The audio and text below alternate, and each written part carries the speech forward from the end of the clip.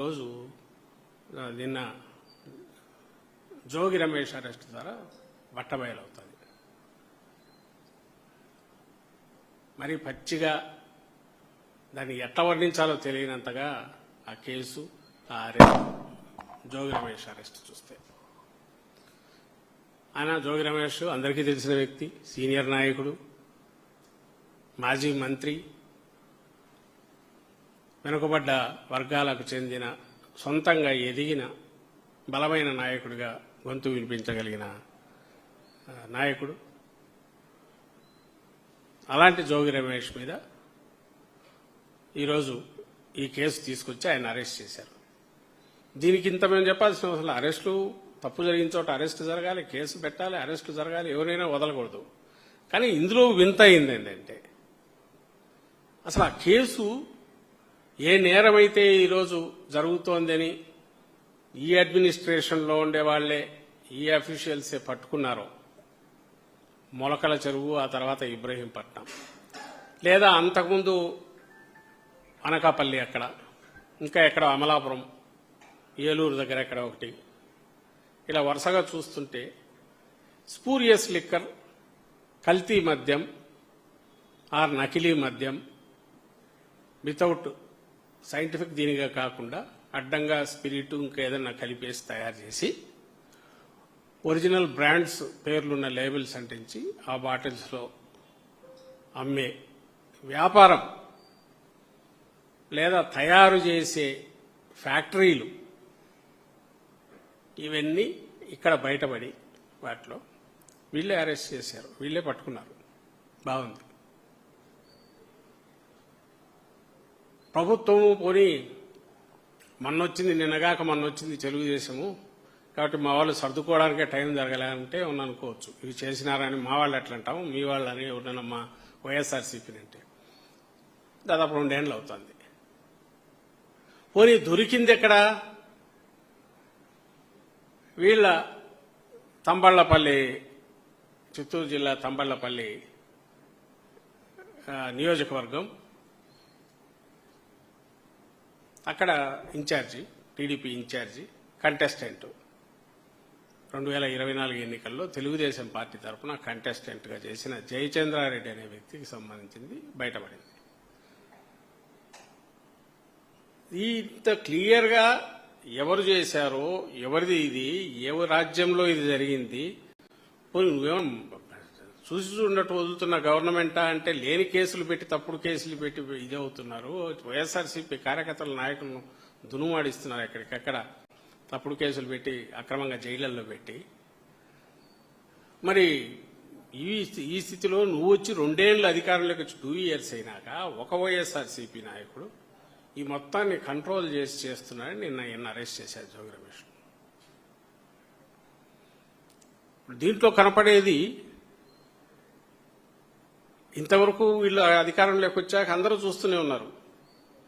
First తప్పుడు కేసులు పెట్టడము, వైఎస్ఆర్సీపీ ప్రత్యర్థుల మీద పేరుతో వైఎస్ఆర్సీపీ నాయకుల మీద కానీ కార్యకర్తల మీద తప్పుడు కేసులు పెట్టడం అనేది, సోషల్ మీడియా యాక్టివిస్టుల మీద పెట్టడం మొదలైంది.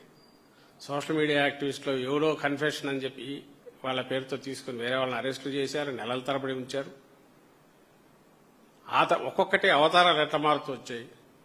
అది ఒక టైప్ అనుకుంటే, లడ్డు, తిరుపతి లడ్డు, దీంట్లో ఇదని చెప్పి చంద్రబాబు నాయుడే ఒక దుర్మార్గపు వ్యాఖ్య చేసి ముఖ్యమంత్రిగా ఉంటూ కూడా బాధ్యతారహితంగా ఆయన దాని మీద గగ్గోలు, అందరూ దేశం, ప్రపంచం మొత్తం అందరూ ఇదేంది ఇంత సెంటిమెంట్ల, భక్తుల సెంటిమెంట్లను, మనోభావాలను దెబ్బతీసే రకంగా, కోట్లాది మంది మనోభావాలు దెబ్బతీసే రకంగా ఆయన అన్నాడు. ఇది తేలాలంటే దాంట్లో సిట్టు పేరుతో పెట్టి మెల్లగా తీసుకొచ్చి ఈ వైపు రావడానికి ఇంతకాలం పట్టింది. ఇది ఒక ఎత్తు. అలాంటి కేసులు పల్నాడు మా నాయకుడు, వైఎస్ఆర్సీపీ జిల్లా అధ్యక్షుడు, వైఎస్ఆర్సీపీ నాయకుడు, మాజీ ఎమ్మెల్యే, సీనియర్ నాయకుడు రామకృష్ణారెడ్డి, పిన్నెల రామకృష్ణారెడ్డి, ఆయన బ్రదర్ మీద అక్కడ తెలుగుదేశం పార్టీ వాళ్ళ గ్రూపుల్లో గొడవై, తెలుగుదేశం పార్టీ జంట హత్యలు వాళ్ళ కార్యకర్తల మధ్య గొడవ వాళ్ళు చేసి, అవును ఇది టీడీపీ ఇంటర్నల్ గొడవలని చెప్పి ఎస్పీ కూడా స్టేట్మెంట్ ఇచ్చి వీడియో స్టేట్మెంట్. స్పాట్లో వాళ్ళ ఎమ్మెల్యేకు సంబంధించిన ఇది ఉన్న వెహికల్ దొరికి వాళ్ళంతా టీడీపీ వాళ్ళని నిర్ధారించేవి 1,00,000 ఆధారాలు ఉండి ఎస్పీ కూడా చెప్పిన తెచ్చి పిన్నెల్లి బ్రదర్స్ ఇద్దరిని, అన్నదమ్ములు ఇద్దరిని, రామకృష్ణారెడ్డి వెంకటరామరెడ్డిని వాళ్ళని కేసులో పెట్టడం. ఇది ఒక టైపు.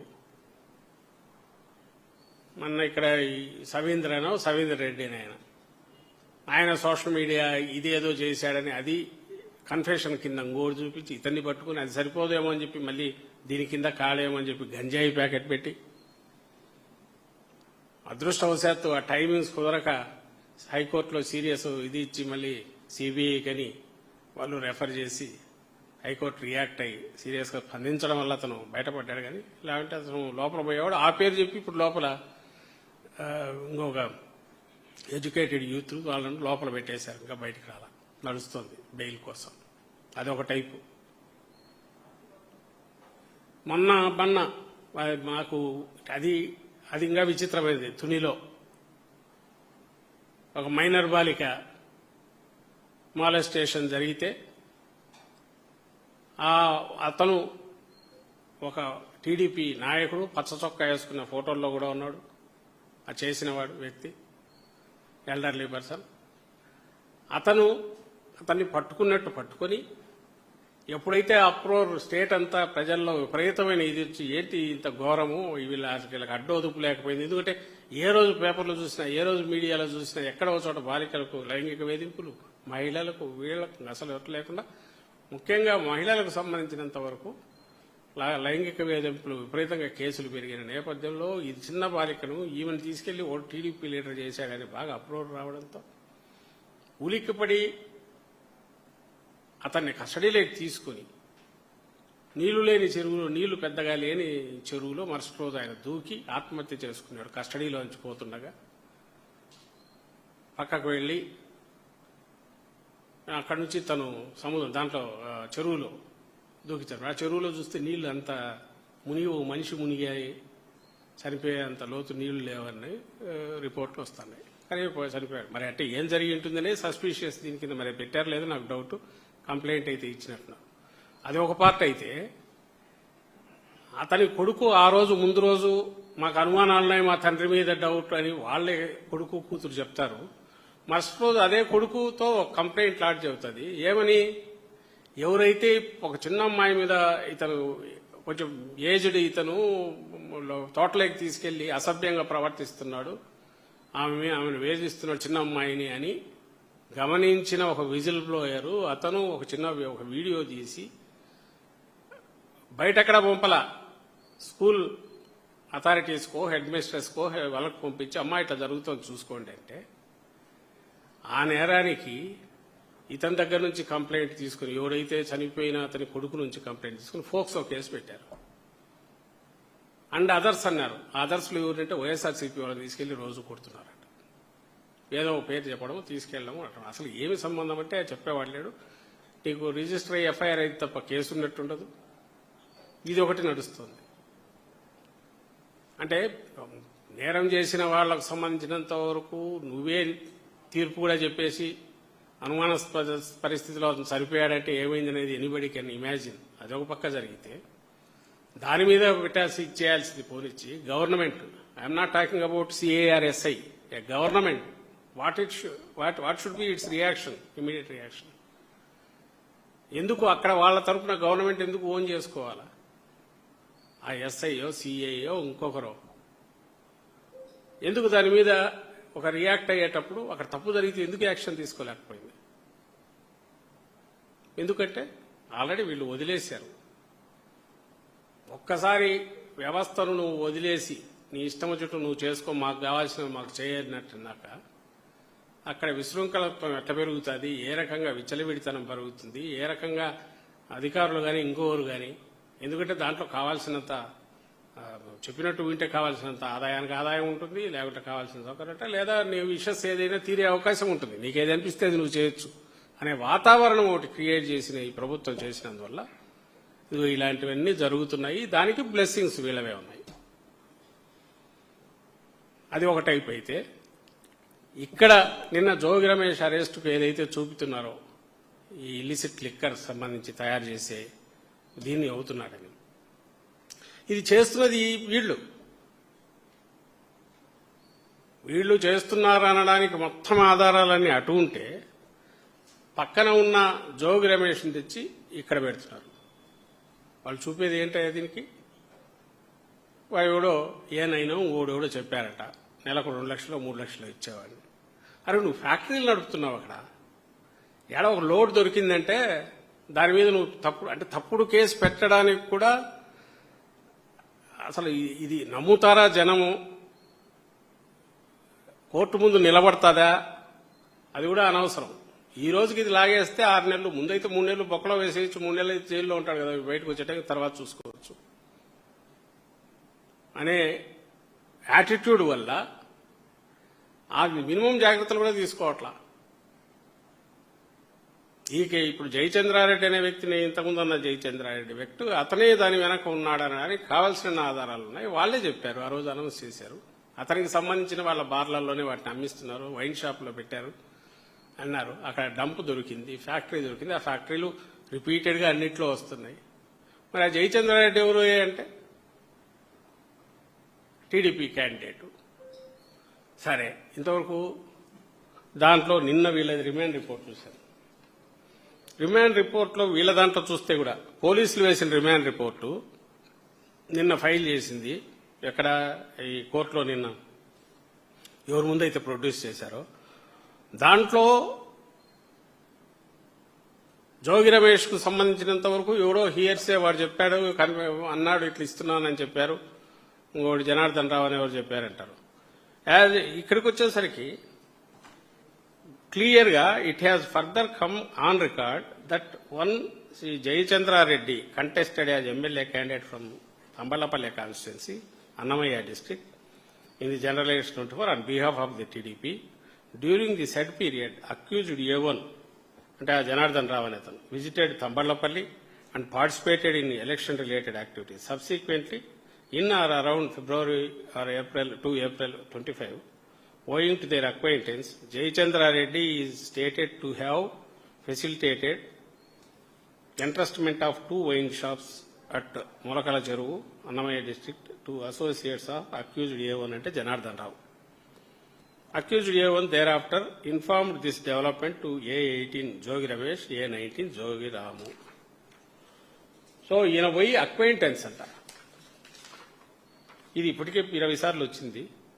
చంద్రబాబుతో బీఫామ్ తీసుకుంటున్న జయచంద్రారెడ్డి అనే వ్యక్తి చంద్రబాబు పక్కన ఉన్నాడు, బీఫామ్ తీసుకుంటున్నాడు.